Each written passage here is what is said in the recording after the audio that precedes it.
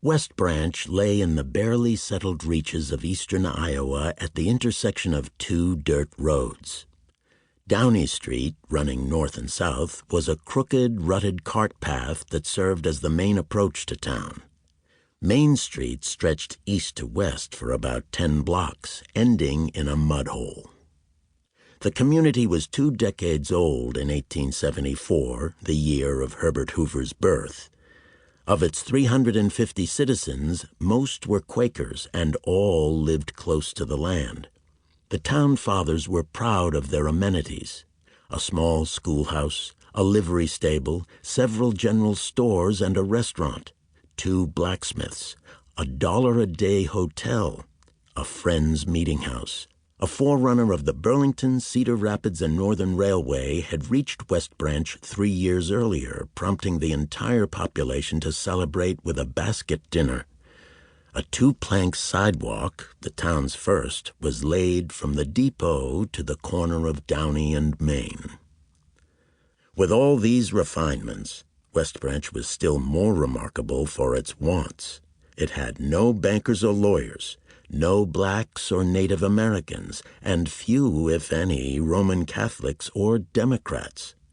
It had no fairground, no sports field, no theater, music hall, or library. A saloon was out of the question, and a jail unnecessary. The local newspaper filled a single sheet once a month. What West Branch lacked in news, it made up for in weather. In summer, an oppressive heat clung to the town, punctuated by howling black storms that stripped fruit from trees and reduced heavy cornfields to stubble. Winters were worse and long. Jesse Hoover was a West Branch blacksmith, a tall, lean man with twinkling dark eyes, an easy smile, and a long dark beard shaped like a diamond. He owned 2 lots on Downey Street just north of Wapsanonoc Creek. One lot held his shop and his forge, the other his home, a 2-room cottage he had built with his own hands. It was a simple, sturdy wood frame structure with walls of whitewashed barn board and a shake roof. The front door opened with a thumb latch. A man could walk in the front door and out the back in 3 strides. The parlor, dining area, and kitchen were 1 room, sparsely furnished.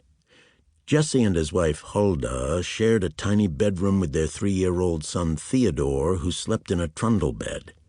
The family's clothes hung from hooks on the wall. Off the back of the house was a porch shed used for summer cooking and occasionally as a sleeping quarters for Jesse's hired hand. Late in the sweltering evening of August 10th, 1874, Jesse tiptoed out to the porch and asked his assistant to run for help. Huldah was ready to give birth. Early the next morning, with the sun up and the temperature rising, Jesse slipped out of the house again and crossed the dusty street to tap on the window of his sister-in-law, Agnes Miles. "Well, we have another General Grant at our house," he said. "Huldah would like to see thee." There was nothing lofty or prophetic in the father announcing his son with an invocation of President Ulysses S. Grant. Jesse Hoover was a humble man. He possessed what passed for wit in the Dorr Quaker community. Agnes hurried over to see Huldah. The sisters, who were close, had spent the previous day visiting and sewing in the thick summer heat. Huldah had shown Agnes a bureau drawer full of handmade clothes prepared for the baby, all of them suited for a girl to be named Laura.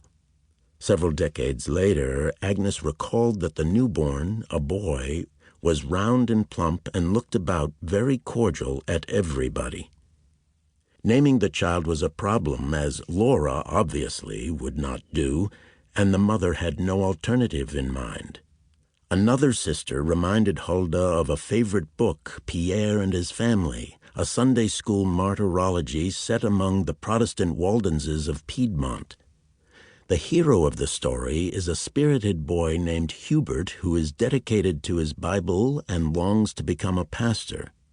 Huldah's sister remembered Hubert as Herbert, and the baby was called Herbert Clark Hoover. He shared his father's middle name.